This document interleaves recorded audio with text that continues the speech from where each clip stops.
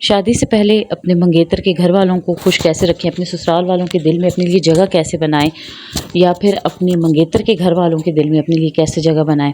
आज की वीडियो में इस टॉपिक पे मैं आपको मुकम्मल अच्छे तरीके से गाइड करूंगी, अच्छे तरीके से आपसे बात करूंगी और जो मेरा एक्सपीरियंस है, जो मेरा तजर्बा है, वो आपके साथ शेयर करूंगी।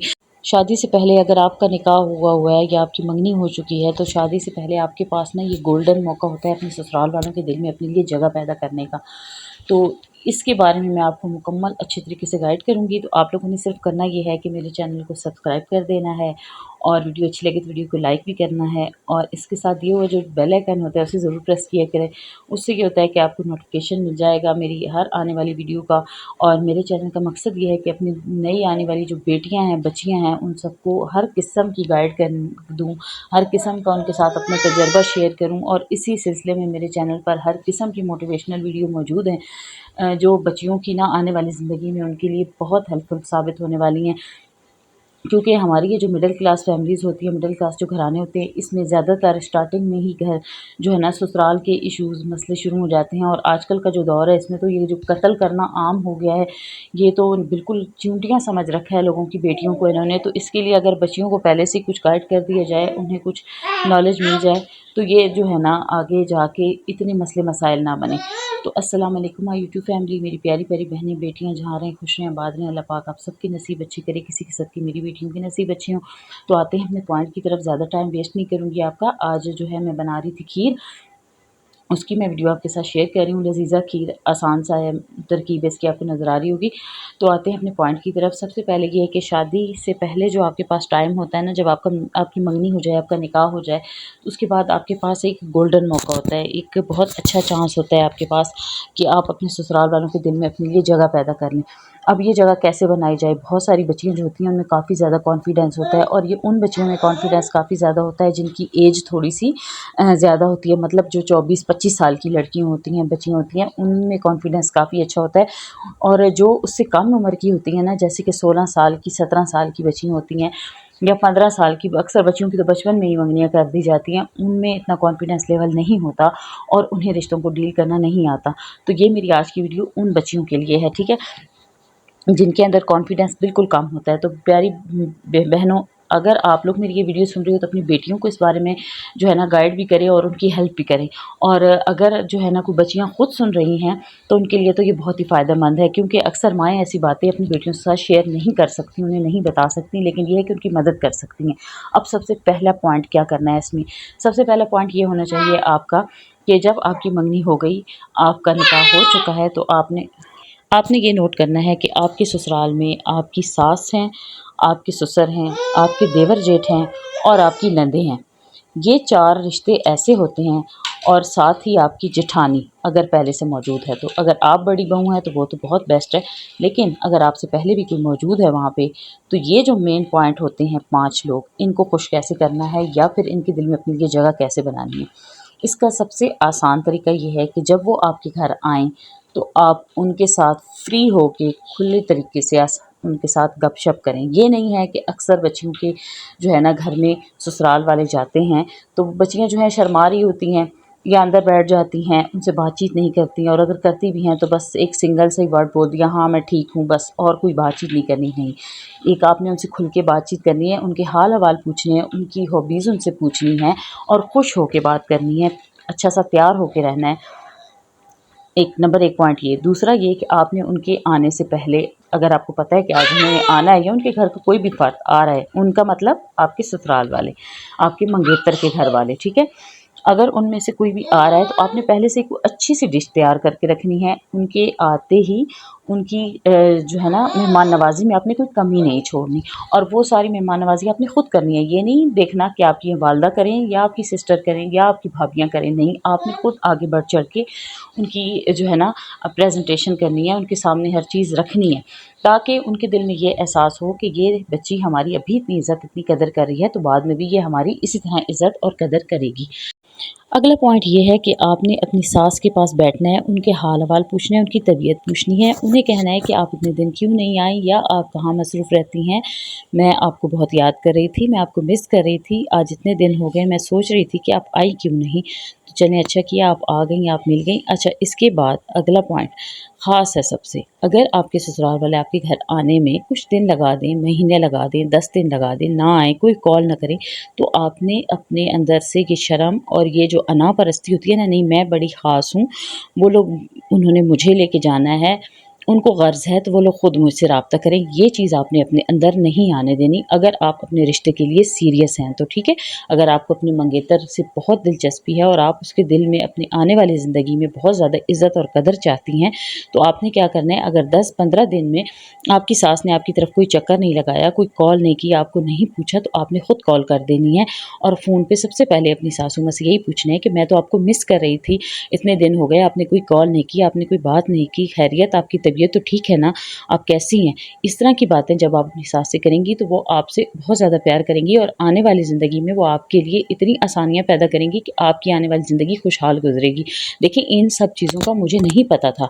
अब जब मुझे इन चीज़ों का एहसास हुआ है तो मेरी अपनी भी माशाल्लाह से 4 बेटियाँ हैं, तो मैं इसलिए जो है ना ये चाहती हूँ कि मैं सब बच्चियों को गाइड करूँ, जो ठोकरें मैंने खाई हैं वो आने वाली बच्चियाँ ना खाएँ, उनकी ज़िंदगी में ये मुसीबतें और ये मुश्किलें ना आएँ। इसलिए मैं आप लोगों के साथ एक-एक बात तजर्बे के साथ शेयर कर रही हूँ। और हाँ, अभी मेरे हाल ही में मेरे 1 साल हो गए, 1 से डेढ़ साल हो गए, मेरे भाई की मंगनी हुई है और यकीन करें जहाँ से हमने मेरी भाई का रिश्ता किया है वो लड़की इतनी मैच्योर, इतनी समझदार है, ये सारी आदतें उसमें मौजूद हैं और इसीलिए मैं आपके साथ शेयर कर रही हूँ कि हमारे दिल पर उसकी इन आदतों का कितना अच्छा असर पड़ रहा है और हम सब उससे कितना प्यार करते हैं, सिर्फ़ उसकी इन आदतों की वजह से।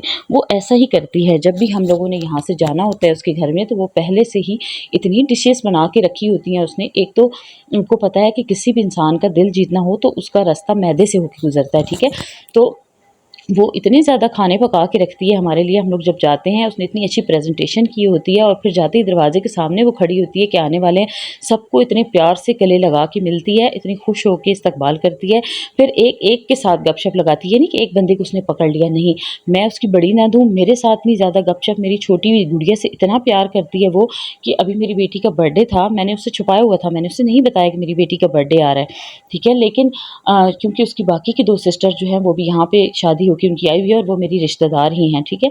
तो उनको पता चला कि मेरी छोटी बेटी का बर्थडे है और अभी हम लोग मिनी बर्थडे उसका कर चुके हैं, लेकिन बड़ा वाला लॉन्ग जो बर्थडे होता है वो हमने अब तक करना है, ठीक है। उसकी कुछ मजबूरियाँ थी, कुछ वजूहात थी, वो मैं आपके साथ नेक्स्ट वीडियो में शेयर करूँगी कि हमने क्यों उसे नहीं किया, ठीक है, अभी तक नहीं किया। तो जैसे उसे पता चला ना कि मेरी बेटी का बर्थडे है, एकदम से उसने एक दिन में मेरी बेटी के लिए 3 सूट उसने रेडी किए, खुद सिलाई किए, स्टिच किए, इतनी अच्छी उनकी पैकिंग की, एक ब्रेसलेट बनाई और उस ब्रेसलेट पे उसने मेरी बेटी का नाम लिखा और उसने जैसे गिफ्ट भेजा, यकीन माने हम लोग हैरान रह गए कि इतना अच्छा गिफ्ट एक दिन में उसने तैयार कर दिया कि कहीं मैं बर्थडे से लेट तो नहीं हो गई। तो ये छोटी-छोटी चीज़ें होती हैं जो ससुराल वालों के दिलों में आपके लिए इज़्ज़त, कदर और मोहब्बत पैदा करती हैं। इसी तरह जब से मेरी बेटी पैदा हुई है तब से लेके अभी तक मेरी बेटी ने कभी भी ज़्यादा मैं उसके घर से कपड़े नहीं खरीदती हूँ, क्योंकि वो जो मेरी होने वाली भाभी है ना छोटी, वो इतने ज़्यादा कपड़े खुद ही इसके स्टिच करके भेज देती है। उसे स्टिचिंग बहुत अच्छी आती है और वो उसी के ज़रिए उसकी वालदा खुद देने आती हैं।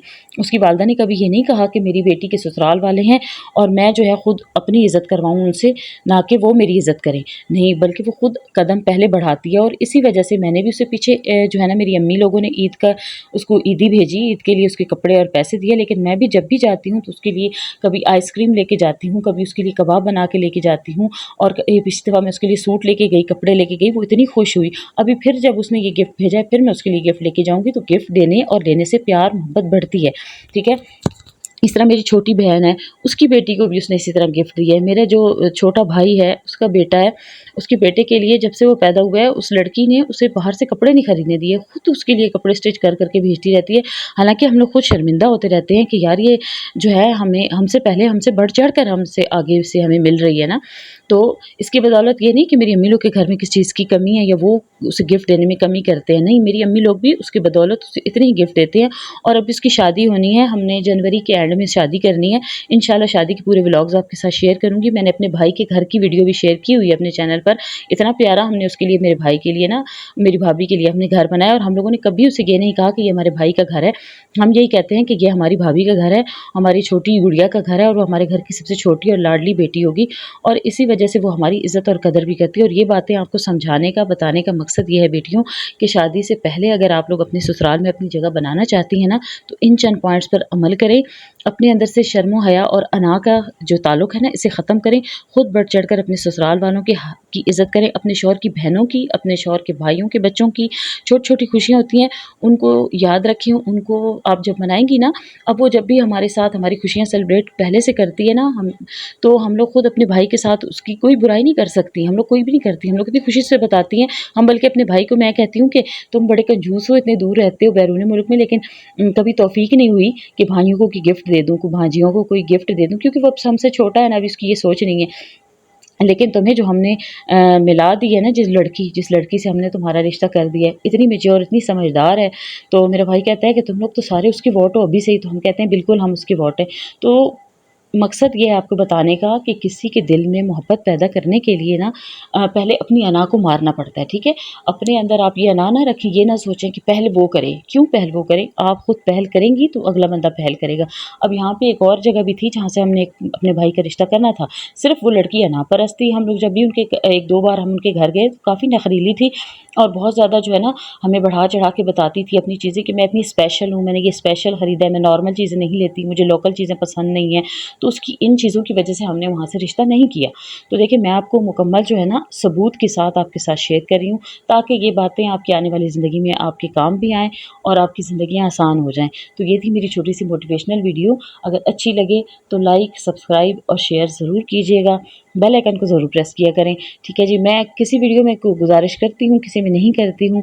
तो अगर आप लोगों को जो है ना मेरी ये बात अच्छी लग रही है, मेरी बातें, मेरे बात करने का अंदाज़ अच्छा लगता है, तो प्लीज़ मेरे चैनल को सब्सक्राइब ज़रूर कीजिए और मेरे चैनल को सपोर्ट कीजिए ज़्यादा से ज़्यादा, क्योंकि इसके आगे आपके साथ बहुत अच्छे-अच्छे मोटिवेशनल वीडियोज़ भी शेयर करूँगी, अपने गाँव की शादियाँ भी शेयर करूँगी, बहुत कुछ है शेयर करने के लिए।